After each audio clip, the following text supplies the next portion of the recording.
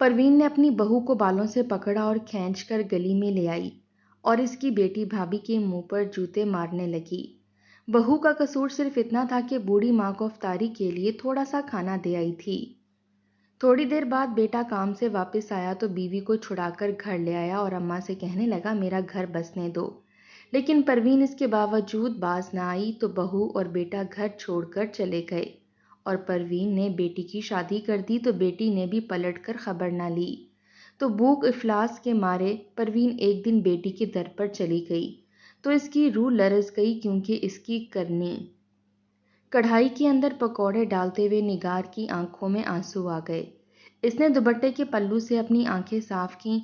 इसकी निगाहों में इसकी बूढ़ी माँ का चेहरा घूम रहा था, जिनसे आज सुबह कमजोरी के बायस खड़ा भी नहीं हुआ जा रहा था। आज सुबह वो कितने महीनों के बाद अपनी माँ से मिलने गई थी। शादी के बाद ये पहली दफा था कि इसकी सास ने इसे इजाजत दी थी कि वो जाकर अपनी माँ से मिल आए, और वो जैसे ही घर में दाखिल हुई माँ को देखकर चौंक गई। अम्मी, ये आपने अपना क्या हाल बना रखा है? निगार ने पूछा तो इसकी बूढ़ी माँ बामुश्किल चलते हुए इस तक आई। बस बेटा, जब से तेरी शादी हुई है बीमारियों ने घेर लिया है, लेकिन अब तो मैं ठीक हूँ। आज रमज़ान का पहला रोज़ा भी रखा है मैंने। निगार की माँ ने इसे इत्तला दी तो निगार हक्का बक्का रह गई। जानती थी माँ रोज़ा नहीं छोड़ेगी, लेकिन इसकी आंखों में आंसू आए। वो माँ बाप की इकलौती औलाद थी। इसके बचपन में ही निगार के बाप ने इसकी माँ को तलाक दे दी थी और इन्हें छोड़कर चला गया था। सिर्फ माँ ने ही निगार की परवरिश की थी और इसने भी वक्त आने पर निगार की शादी कर दी थी। मगर निगार की किस्मत बुरी के ससुराल ऐसा मिला था कि शादी के अव्वल रोज से ही इस पर अपनी माँ से मिलने पर सख्त पाबंदी थी। शादी के अगले रोज जब निगार की माँ इसका नाश्ता लेकर आई तो सास ने बहाने से इसे दरवाजे से ही वापस भेज दिया। हमारे यहाँ ये नाश्ता लेने का रिवाज नहीं, हम लोग खुद अच्छे खाते पीते लोग हैं, हमें ये सूखी रोटियों से क्या लेना देना। सास ने नखूत से निगार की माँ के हाथ में पकड़ा हुआ मामूली सा नाश्ता देखा। निगार की माँ सफिया बेगम खामोश हो गईं। इनका दिल चाह रहा था बेटी का चेहरा देखने का, लेकिन इसकी सास का मूड खराब ना हो जाए इसलिए वो खामोशी से वापस पलट गई। उन्होंने निगार की सास को ये भी नहीं बताया कि जिसे वो मामूली सा नाश्ता कह रही हैं वो उन्होंने किसी से कर्ज रकम लेकर खरीदा था। निगार जागी तो इसने अपनी माँ से मिलने जाने की इजाज़त मांगी। इसका शौहर मुराद तो अच्छा था, इसे कोई एतराज़ ना था, लेकिन इसकी सास परवीन ने सुना तो हंगामा खड़ा कर लिया। अरे, शादी के अगले रोज़ ही माँ से मिलने की क्या ज़रूरत है? ब्याह के बाद लड़कियां यूं भाग भाग कर मैके नहीं जाती, और जो लड़कियां ऐसा करती हैं वो अपना घर नहीं बसाती। अब तुम्हारी शादी हो गई है, अब माँ का पीछा छोड़ो और अपने घर पर तवज्जो दो। जब तक मैं नहीं कहूँगी तुम अपने मैके नहीं जाओगी। सास ने हुक्म दिया तो निगार सर हिलाकर रह गई। इसने दोबारा सास की हुकूमत अदूली करने की कोशिश नहीं की, लेकिन पिछले चंद महीनों में एक दफ़ा भी परवीन ने इसे माँ से मिलने के लिए जाने ना दिया था। वो कितनी दफ़ा मुराद से कह चुकी थी, मगर मुराद भी माँ से इतना दबता था कि इनके हुक्म के बगैर इसे कहीं ले जा ही नहीं सकता था। मगर आज रमज़ान के पहले रोज़े में ही न जाने क्यों परवीन को रहम आ गया।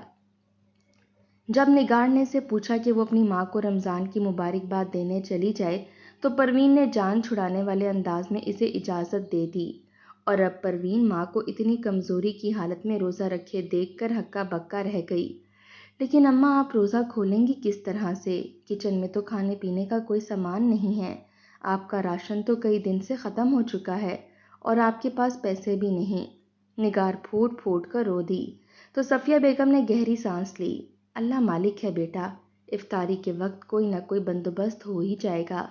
इसीलिए तो रोज़ा रखा है कि शायद रोज़े की नीयत से ही अल्लाह कोई सबब बना दे।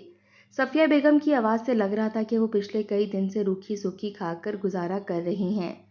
तभी निगार के मोबाइल पर परवीन की कॉल आने लगी। कहाँ चली गई हो? घर के सारे काम अधूरे पड़े हैं, शाम को इफ्तार की सारी तैयारी करनी है, अब घर आ भी जाओ, या माँ की पट्टी से लगकर घर उजाड़ने की तरकीबें सीख रही हो? परवीन की तल्ख आवाज़ इसके कान में पड़ी तो वो उजलत से उठ खड़ी हुई, और अब शाम को इफ्तारी की तैयारी करते इसकी आंखों के सामने रह रहकर इसकी बूढ़ी माँ का चेहरा लहरा रहा था। न जाने अम्मा के पास इफ्तारी करने के लिए कुछ होगा भी या नहीं। فروٹ چاٹ، دہی بڑے، پکوڑے، سموسے، ہر چیز بنا کر تیار کرتے ہوئے نگار رہ کر یہ سوچے جا رہی تھی، آخر اس سے رہا نہ گیا، کیا پتا اماں کو کسی نے افطاری کے لیے کچھ دیا ہو یا نہ، ایسی حالت میں تو کہیں ان کی طبیعت ہی نہ خراب ہو جائے۔ اس خیال نے نگار کا دل دہلا دیا۔ اس نے جلدی سے ایک چھوٹی سی پلیٹ میں چند پکوڑے، ایک سموسہ اور تھوڑی سی فروٹ چاٹ ڈالی۔ پھلوں کے نام پر اس نے صرف ایک کھجور پلیٹ کے درمیان میں رکھی۔ ماں کا گھر زیادہ فاصلے پر تھا اور ابھی افطار میں تھوڑا سا وقت باقی تھا۔ گھر والے اندر اے سی لگے کمروں میں آرام کر رہے تھے۔ افطاری بنانے کا حکم دے کر دوبارہ کوئی بھی کمرے سے باہر نہ نکلا تھا۔ نگار جانتی تھی جب تک وہ دسترخوان سے جا کر کسی کو باہر آنے کا نہیں کہے گی، کوئی کمروں سے باہر نہیں نکلے گا۔ موقع اچھا تھا، وہ اپنی ماں کو افطاری دینے جا سکتی تھی۔ باہر پڑوسیوں کا بچہ اپنی موٹر سائیکل پر بیٹھا تھا۔ نگار نے جلدی سے اسے پکارا، بیٹا مجھے 2 گلیاں چھوڑ کر جانا ہے، ذرا مجھے وہاں تک تو لے جاؤ۔ بچے کو بھلا کیا اعتراض ہو سکتا تھا، اس نے جھٹ نگار کو پیچھے بٹھایا اور موٹر سائیکل سٹارٹ کر دی۔ لمحوں میں ہی نگار اپنی ماں کے گھر جا پہنچی تھی، لیکن اماں کے پاس کھانے پینے کے لیے کچھ نہ تھا۔ وہ یوں ہی خالی ہاتھ بیٹھی تھی، پانی کا گلاس سامنے رکھ کر اذان کا انتظار کر رہی تھی۔ نگار کو جلدی تھی، اس نے جلدی سے افطاری کی پلیٹ اماں کے سامنے رکھی۔ صفیہ بیگم کی آنکھوں میں آنسو آ گئے۔ انہوں نے نگار کا ماتھا چوما تو نگار اپنے آنسو چھپاتے جلدی سے پلٹ گئی۔ امی افطار کا وقت ہو رہا ہے، میں بعد میں آؤں گی۔ وہ بغیر اجازت کے آئی تھی اور اسے خوف آ رہا تھا کہ کہیں پروین کو پتہ نہ چل جائے۔ وہ اسی بچے کی موٹر سائیکل پر بیٹھ کر جلدی سے گھر واپس آئی۔ اذان کا وقت ہونے والا ہے، جلدی سے جا کر سب کو جگاتی ہوں، اس نے سوچا، لیکن دروازے سے اندر قدم رکھتے ہی اس کے پیروں تلے سے زمین نکل گئی۔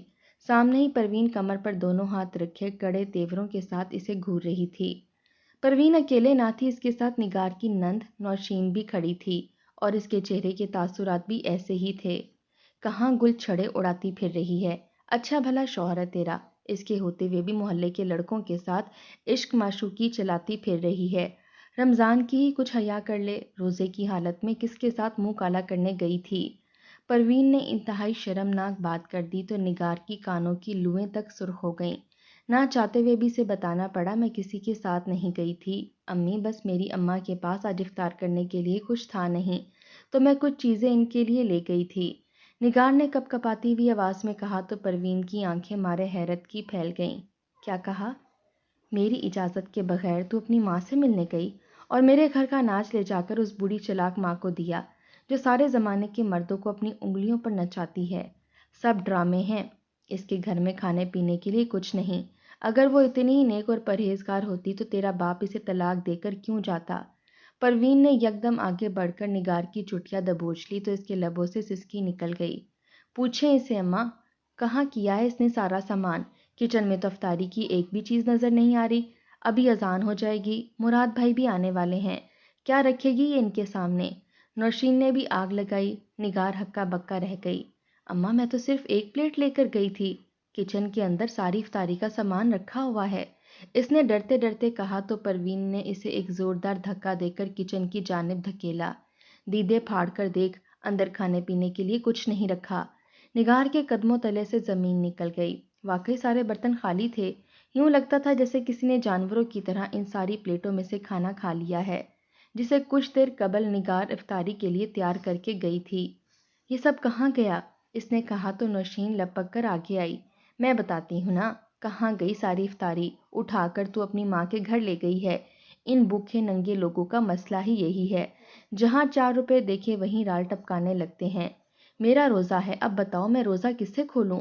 نوشین چلانے لگی۔ نگار کو مسلسل اپنی ماں کی بے عزتی پر دکھ ہو رہا تھا۔ اچانک ہی وہ پلٹی، خبردار جو میری ماں کے بارے میں کسی نے ایک اور بات کہی، میں نے کہا نا میں نے افطاری کی ساری چیزیں یہاں رکھی تھیں، نگار نے ہلکے سے غصے سے کہا، لیکن پروین اور اس کی بیٹی کے سر پر تو آسمان ٹوٹ پڑا۔ انہیں تو نگار کا یہ رویہ ہضم ہی نہ ہوا۔ دیکھ رہی ہیں اماں آپ کیسے اس کی زبان چل رہی ہے؟ اس کی ماں نے ہی اسے ساری پٹیاں پڑھا کر بھیجا ہے کہ کس طرح جا کر اس نے اپنے سسرال والوں کے آگے زبان چلانی ہے۔ نوشین نے کہا تو پروین کڑے تیوروں کے ساتھ بہو کی جانب پلٹی۔ ابھی سے بتاتی ہوں کہ کیسے یہ ہمارے ناک میں دم کرے گی، سارے بل نکال دوں گی اس کے۔ اس نے لپک کر آگے بڑھ کر نگار کو ایک زوردار تھپڑ مارا اور اسے چٹیا سے دبوچ کر گھسیٹتے ہوئے کچن سے باہر لے آئی۔ لیکن یہاں پر بھی اس کا بس نہ چلا تو اسے مزید گھسیٹتے ہوئے گھر کے باہر گلی میں لے آئی۔ آس پاس سے گزرتے ہوئے لوگ حیرت زدہ ہو کر ان لوگوں کو دیکھنے لگے۔ افطاری کا وقت ہونے میں بس چند ہی منٹ باقی تھے اور یہ کیسا تماشا شروع ہو گیا تھا۔ پروین نگار کو رکھ رکھ کر تھپڑ مارتی جاتی تھی اور ساتھ میں مسلسل اسے اور اس کی ماں کو گالیاں دے رہی تھی۔ نوشین کو یہ سب دیکھ دیکھ کر بڑا ہی مزہ آ رہا تھا۔ اسے اپنی یہ بھابھی ایک آنکھ نہیں بھاتی تھی۔ جب جب اس کا بھائی نگار کو پیار بھری نگاہ سے دیکھتا تو نوشین اندر تک جل کر بھسم ہو جاتی تھی۔ اس کی شادی کی عمر تھی مگر ابھی تک کوئی مناسب رشتہ نہیں آیا تھا۔ یہی وجہ تھی کہ وہ اپنی ہم عمر نگار کو شوہر کے ساتھ ہنستا بستا دیکھ کر اندر تک جل جایا کرتی تھی۔ آج تو اسے اللہ نے موقع دے دیا تھا۔ ماں کے ہاتھوں پٹتی بھابھی کو دیکھ کر اس کے اندر اشتعال کی ایک نئی لہر جاگی۔ اس نے جلدی سے اپنے پیر میں پکڑا پہنا ہوا جوتا اتارا اور پے در پے نگار کے سر پر جوتے برسانے لگی۔ تیرے جیسی دو کوڑی کی لڑکیوں کی یہی اوقات ہے، بڑی آئی تھی ہمارے گھر پر راج کرنے والی، ہمارے روپے پیسے اپنی بھوکی ننگی ماں پر لٹانے والی، تیرے ساتھ یہی سلوک ہونا چاہیے۔ نگار پھوٹ پھوٹ کر رو رہی تھی۔ شاید یہ سلسلہ یوں ہی چلتا کہ اچانک قریبی مسجد سے مغرب کی اذانیں بلند ہونے لگیں۔ آس پاس تماشا دیکھتے لوگ آگے بڑھے اور ان لوگوں کو چھڑانے لگے۔ چلو باجی بس کرو، اذان ہو گئی ہے، جا کر خود بھی روزہ کھولو اور ہم سب کو بھی کھولنے دو، کیا تماشا لگا رکھا ہے؟ ایک بزرگ سی عورت نے پروین کو چھڑایا۔ پروین اب تک نگار کو اچھی طرح پیٹ چکی تھی، اس لیے آرام سے پیچھے ہٹ گئی۔ نگار کے چہرے پر جا بجا نیل پڑ گئے تھے، ہونٹ پھٹ کر ان میں سے خون بہہ رہا تھا اور دائیں آنکھ سوج گئی تھی۔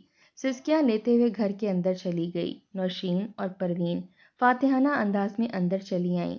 واہ اماں، آج تو بڑا مزہ آیا، ہم نے خود ہی ساری افطاری کھا لی اور اس کل موہی کو ایسا سبق سکھایا کہ اب آئندہ اس گھر میں اپنی مرضی کرنے کا سوچے گی بھی نہیں۔ نوشین نے مزے سے ماں کے ہاتھ پر ہاتھ مارا تو وہ بھی کھل کھلا کر ہنس پڑی۔ روزہ تو ان دونوں کا تھا نہیں، صبح سے بس روزے دار بننے کا ڈھونگ رچا رکھا تھا۔ جب نگار افطاری کے لے کر گھر سے نکلی تو انہیں پتہ چل گیا تھا کہ وہ یقیناً اپنی ماں کے گھر ہی جائے گی۔ لذیذ افطاری دیکھ کر ان کے منہ میں پانی بھر آیا۔ انہوں نے جلدی جلدی سارا کچھ کھا پی لیا اور جب نگار واپس آئی تو اپنی مرضی کا ڈرامہ شروع کر دیا۔ نگار اندر اپنے کمرے میں لیٹی بری طرح سے سسکیاں لے رہی تھی جب دروازہ کھلا اور مراد اندر داخل ہوا۔ اس کی چھٹی اس وقت ہوتی تھی۔ افطار وہ دفتر میں ہی کر کے آتا تھا۔ گھر میں غیر معمولی خاموشی دیکھ کر وہ چونک اٹھا۔ صحن میں نہ تو پروین نظر آ رہی تھی نہ ہی نوشین، یہاں تک کہ کچن میں بھی کوئی نہ تھا۔ گندے برتنوں کا ڈھیر موجود تھا۔ مراد چونک اٹھا۔ آج سے پہلے تو کبھی نگار نے یہ سب اس طرح نہ رہنے دیا تھا۔ وہ اپنے کمرے میں آیا تو سامنے کا منظر دیکھ کر اس کے قدموں تلے سے زمین نکل گئی۔ بستر پر بیٹھی نگار سسک سسک کر رو رہی تھی۔ اس کا چہرہ تقریباً سوجا ہوا تھا۔ تمہارا یہ حال کس نے کیا؟ کیا ہوا تمہیں؟ کس نے مارا ہے؟ پے در پے مراد نے کئی سوال نگار سے کر ڈالے۔ نگار پھوٹ پھوٹ کر رو دی۔ اس نے آنسوؤں کے درمیان میں ہی اس نے مراد کو بتایا کہ کس طرح پروین اور نوشین نے اسے بری طرح سے پیٹا ہے۔ آج سے پہلے نگار نے کبھی اپنی ساس اور نند کی شکایت نہ لگائی تھی۔ مراد بے یقین نگاہوں سے اپنی بیوی کا یہ حشر دیکھتا رہا۔ وہ سلجھا ہوا اور سمجھدار آدمی تھا، اپنی ماں اور بہن کی فطرت سے واقف تھا۔ شادی سے پہلے دن سے لے کر آج تک وہ اس کے کان ہی بھرتی آئی تھیں، لیکن آج جو کچھ انہوں نے کیا تھا اسے دیکھتے ہی مراد کا خون کھول اٹھا۔ وہ اٹھا اور اس نے بازو سے پکڑ کر نگار کو بھی اٹھا لیا۔ چلو میرے ساتھ۔ وہ اسے گھسیٹتا ہوا ماں کے کمرے میں لے آیا۔ وہ اندر اے سی کی ٹھنڈک میں ٹی وی لگائے اس میں مگن تھی۔ نوشین بھی پاس ہی بیٹھی کچھ کھا رہی تھی۔ مراد کو نگار کو اندر لاتے دیکھ کر دونوں چونکیں اور سیدھی ہو کر بیٹھ گئیں۔ یہ سب کیا ہے ماں؟ آپ نے کیوں نگار کو مارا ہے؟ مراد نے کہا تو پروین غصے سے اٹھ کھڑی ہوئی۔ اپنی بیوی سے پوچھ، اس نے کیا کیا تھا؟ میرے گھر کی دولت جائیداد اپنی ماں کے اوپر لٹائے گی تو میں پھولوں سے تو اس کا استقبال کرنے سے رہی۔ میں نے مارا ہے اور آئندہ بھی اس کے ساتھ بھی یہی سلوک کروں گی، یہ اسی لائق ہے۔ پروین کی آواز میں اتنی نفرت تھی کہ مراد دنگ رہ گیا۔ یہ سب ظلم ہے اماں، میں آپ کو یہ سب کرنے کی اجازت نہیں دوں گا۔ نگار اچھی اور نیک لڑکی ہے، اگر اس نے اپنی ماں کو افطاری کی ایک پلیٹ دے ہی دی تھی تو اس میں برائی کیا ہے؟ ہمارے پاس کون سا روپے پیسے کی کوئی کمی ہے؟ مراد کو حیرت تھی کہ ماں اور بہنوں نے اتنا نفرت بھرا عمل کیا کیوں ہے۔ مگر پروین اور نوشین تو ایک دفعہ پھر چلانے لگیں، بڑا آیا جورو کا غلام، مرد بن مرد، مردوں کے یہ رنگ ڈھنگ نہیں ہوتے کہ بیوی نے پٹی پڑھائی اور ماں کے ساتھ بحث کرنے چلایا، نکل جا میرے کمرے سے، آج کے بعد مجھ سے سوال نہ کرنا کہ میں نے تیری بیوی سے یہ سب سلوک کیوں کیا ہے۔ مراد بے بسی سے لب کاٹ کر رہ گیا، اس کی ماں نے تو اسے بھی بے عزت کر دیا تھا۔ وہ نگار کا ہاتھ تھامے واپس اپنے کمرے میں چلایا۔ بڑی دیر تک وہ نگار کو تسلیاں دیتا رہا، تم فکر مت کرو، میں اماں کو سمجھاؤں گا، آئندہ وہ تمہارے ساتھ برا سلوک نہیں کریں گی۔ لیکن یہ سب مراد کی بھول تھی۔ ہر گزرتے دن کے ساتھ پروین اور نوشین کا رویہ نگار کے ساتھ بد سے بدترین ہوتا چلا جا رہا تھا۔ ان دونوں کو ہی نگار کو تکلیف دے کر جیسے کوئی لطف آتا تھا۔ نگار کھانا بنا کر کچن سے نکلتی تو نوشین چپکے سے اندر جا کر پکے ہوئے سالن کے اندر نمک یا مرچ تیز کر دیتی، اکثر تو وہ پکے ہوئے سالن میں ریت بھی ملا دیتی۔ سب کھانے کی میز پر بیٹھتے تو پہلا لقمہ لیتے ہی سب تھو تھو کرنے لگ جاتے۔ پروین تو بے نقد نگار کو سنا دیتی اور کبھی کبھی تو اٹھ کر دو ہاتھ بھی لگا دیتی۔ مراد بے بسی سے یہ سب دیکھتا رہ جاتا۔ نگار سسکیاں بھرتی صفائیاں دیتی رہ جاتی کہ اس نے تو کھانا بالکل ٹھیک بنایا تھا، لیکن کوئی اس کی بات نہ مانتا۔ صرف مراد ہی تھا جو جانتا تھا کہ یہ سب کچھ اس کی ماں اور بہن ہی کرتی ہیں۔ نگار نے تو اسے کبھی پریشان نہ کیا تھا۔ آخر ایک روز اس کی برداشت جواب دے گئی، جب نگار نے کچن میں دودھ ابلنے کے لیے رکھا اور آنچ ہلکی کر دی۔ اسے واش روم جانا تھا، مراد بھی وہیں کھڑا تھا۔ وہ واش روم سے پلٹ کر واپس آئی تو دودھ ابل ابل کر پورا چولہا اور کچن کا فرش گندا کر چکا تھا۔ آنچ بے حد تیز تھی۔ نگار نے بے بسی سے پلٹ کر دیکھا، اپنے کمرے کے دروازے پر کھڑی نوشین مسکرا رہی تھی۔ یقیناً اسی نے آنچ تیز کی تھی۔ امی جلدی باہر آئیں، دیکھیں بھابھی نے کتنا نقصان کر دیا ہے۔ نوشین نے اندر منہ کر کے آواز لگائی تو پروین باہر نکلی اور اس نے جو کچن کا حشر دیکھا تو اندر آتے ساتھ ہی نگار کو مارنا شروع کر دیا۔ تجھے کیا پتا روپے پیسے کی قدر، کبھی اتنا دودھ دیکھا ہو تو پتا ہو کہ اسے سنبھالنا کیسے ہے۔ نگار چپ چاپ مار کھاتی جا رہی تھی اور سسک رہی تھی کہ مراد اندر چلا آیا۔ بس کر دے اماں، نگار کی کوئی غلطی نہیں تھی، میں نے خود دیکھا تھا کہ نوشین نے آنچ تیز کی تھی۔ مراد کی بات پر پروین کا ہاتھ ایک لمحے کے لیے رکا، لیکن اگلے ہی پل وہ گھبرا کر پلٹی۔ زیادہ زبان مت چلا، بیوی کا غلام بننے کا اتنا ہی شوق ہے تو اسے لے کر میرے گھر سے نکل جا، نافرمان اولاد کی میرے گھر میں کوئی جگہ نہیں۔ پروین چلائی، مراد کی بھی برداشت اب جواب دے چکی تھی۔ تھوڑی دیر کے بعد جب وہ باہر آیا تو اس کے ہاتھ میں ایک سوٹ کیس تھا۔ چلو نگار، اب ہم یہاں نہیں رہیں گے، جس گھر میں میری بیوی کی کوئی عزت نہیں مجھے وہاں رہنے کا کوئی شوق نہیں، اس نے کہا اور نگار کا ہاتھ پکڑ کر گھر سے باہر نکلتا چلا گیا۔ پروین ہکا بکا رہ گئی، اسے یقین نہیں آ رہا تھا کہ اس کا جوان بیٹا اسے چھوڑ کر چلا گیا ہے، لیکن اس کی انا آڑے آ گئی اور اس نے آگے بڑھ کر مراد کو نہ پکارا۔ خود ہی 4 دن میں دھکے کھا کر واپس آ جائے گا، اماں آپ ٹینشن مت لیں۔ نوشین نے آگے بڑھ کر ماں کو دلاسا دیا تو پروین سوچ کر رہ گئی، لیکن یہ اس کی بھول تھی کہ مراد چند روز میں واپس آ جائے گا۔ وہ تو نہ آیا، لیکن نوشین کے لیے ایک اچھا رشتہ آ گیا۔ پروین کو بڑی خوشی ہوئی، دیکھنا اب تیری شادی میں بھی میں مراد کو نہیں بلاؤں گی، آخر اسے بھی پتہ چلے کہ ماں کے ساتھ بدتمیزی کا کیا نتیجہ نکلتا ہے۔ پروین نے کہا تو نوشین کندھے اچکا کر رہ گئی، اسے بھائی بھابھی سے کوئی غرض نہیں تھی، اسے تو بس اپنی زندگی میں رنگینیاں چاہیے تھیں۔ لڑکا امیر تھا، بیرون ملک رہتا تھا اور سسرال والوں کا کہنا تھا کہ شادی کے فوراً بعد وہ نوشین کو بھی اپنے ساتھ لے جائے گا۔ نوشین تو ہواؤں میں اڑنے لگی۔ صرف مراد کی ضد میں پروین نے 2 ہفتے کے اندر اندر نوشین کی شادی کر دی۔ نوشین کو رخصت ہو کر گئے 3 روز گزر چکے تھے۔ پروین شدید بیزار ہو رہی تھی۔ پہلے تو جیسے تیسے ماں بیٹیاں مل کر گھر کے کام کاج کر لیتی تھیں، لیکن اب اسے خود اٹھ کر اپنے کام کرنے پڑ رہے تھے۔ اس کلموہی نگار نے بھی پلٹ کر میری خبر نہ لی کہ بوڑھی ساس اپنا گزارا کیسے کرے گی۔ پروین نے جھنجھلا کر سوچا۔ صبح سے لے کر اب تک اسے شدید بخار تھا اور اٹھ کر پانی کا ایک گلاس پینے کی بھی اس کے اندر ہمت نہ تھی۔ نوشین کو ہی فون کرتی ہوں، اپنے شوہر کے ساتھ مجھ سے ملنے آ جائے۔ اس نے فون اٹھا کر نوشین کا نمبر ملایا، مگر دوسری جانب نوشین کا نمبر بند تھا۔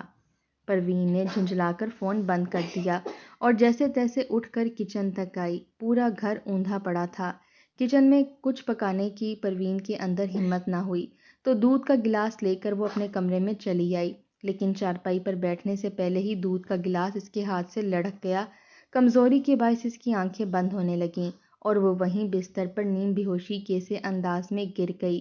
بخار تو ایسا اس کی جان کو چمٹا کہ ایک ہفتہ اسے اپنی کوئی ہوش ہی نہ رہی۔ نوشین نے بھی پلٹ کر اس کی خبر نہ لی۔ پروین نیم بیہوشی کی حالت میں مراد اور نوشین کو آوازیں دیتی رہتی۔ اب وہ پچھتا رہی تھی کہ اس نے مراد کو گھر سے کیوں نکالا۔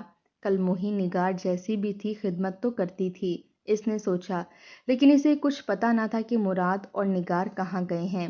اسے بس واحد آسرا نوشین کا ہی تھا۔ ہفتے بعد اس کی طبیعت کچھ سنبھلی تو وہ اٹھ کر اپنے کمرے سے باہر نکل آئی۔ گھر میں گرد کا ڈھیر لگا ہوا تھا۔ کچن میں کھانے پینے کی تمام چیزیں گل سڑ چکی تھیں۔ پروین کو شدید کمزوری محسوس ہو رہی تھی۔ نوشین کے گھر کا اسے پتہ تھا۔ وہ رکشے کا کرایہ ادا کر کے نوشین کے گھر چلی آئی۔ مجھے سال میں دیکھے گی تو یقیناً میری خدمت میں کوئی کسر نہیں چھوڑے گی، پروین نے سوچا اور دروازہ بجا کر اندر چلی آئی، لیکن سامنے کا منظر دیکھتے ہی وہ دنگ رہ گئی۔ اسے لگا جیسے ابھی اس کی جان نکل جائے گی۔ سامنے اس کی جان سے پیاری بیٹی نوشین کو اس کی ساس نے بالوں سے پکڑ رکھا تھا اور پے در پے اس کے منہ پر تھپڑ برسا رہی تھی۔ بتا کہاں ہے میرے سونے کی انگوٹھی؟ تو نے ہی چرائی ہوگی، شکل سے ہی چور لگتی ہے۔ چھوٹے گھر کی لڑکیوں کی یہی تو ہتھ کنڈے ہوتے ہیں۔ اچھا ہوا کہ میرا بیٹا تجھے اپنے ساتھ نہیں لے کر گیا۔ بڑی آئی اترا کر کہہ رہی تھی کہ شوہر کے ساتھ جاؤں گی۔ ارے تجھ جیسی لڑکیوں کو بیاہ کر اس لیے لایا جاتا ہے تاکہ انہیں نوکرانی بنا کر رکھا جا سکے۔ اب میرے سونے کی انگوٹھی نکالتی ہے یا پولیس کو بلا کر تجھے پکڑوا دوں؟ نوشین کی ساس بالکل ویسے ہی زبان چلا رہی تھی جیسے کبھی پروین نگار پر چلایا کرتی تھی۔ نوشین سسک رہی تھی اور اپنی صفائیاں دینے کی کوشش کر رہی تھی۔ جواباً اس کی ساس نے اسے ایک زوردار ٹھڈا مارا اور کچن کی جانب دھکا دیتے ہوئے کہا، چل جلدی جا کر کھانا بنا، دوپہر کا وقت ہو رہا ہے۔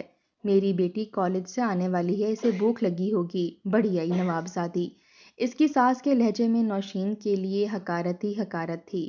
پروین ہکا بکا کھڑی رہ گئی۔ اس کی آنکھوں کے سامنے وہ سارے مناظر گھوم گئے جب وہ اپنی بہو کے ساتھ یہی سب ظلم و ستم کیا کرتی تھی۔ اس کے وہم و گمان میں بھی نہ تھا کہ نوشین کے ساتھ بھی وہی سب ہوگا۔ نوشین کی ساس کی نظر پروین پر پڑ گئی تھی، لیکن اس نے پروین کو اس قابل بھی نہ سمجھا کہ اپنے گھر میں بیٹھنے کے لیے ہی کہہ دے، بلکہ الٹا اس نے اونچی آواز میں کہا، بیٹیاں بیاہ کر ان کا پیچھا نہیں کرتے، خبردار جو آئندہ یہاں مجھے نظر آئی، میری اجازت کے بغیر نوشین تم سے مل بھی نہیں سکتی، اگر ایسا کیا تو میرا بیٹا اسے طلاق دے دے گا۔ پروین طلاق کا لفظ سنتے ہی تڑپ کر واپس پلٹ آئی۔ بامشکل سے تو اس کی بیٹی کی شادی ہوئی تھی۔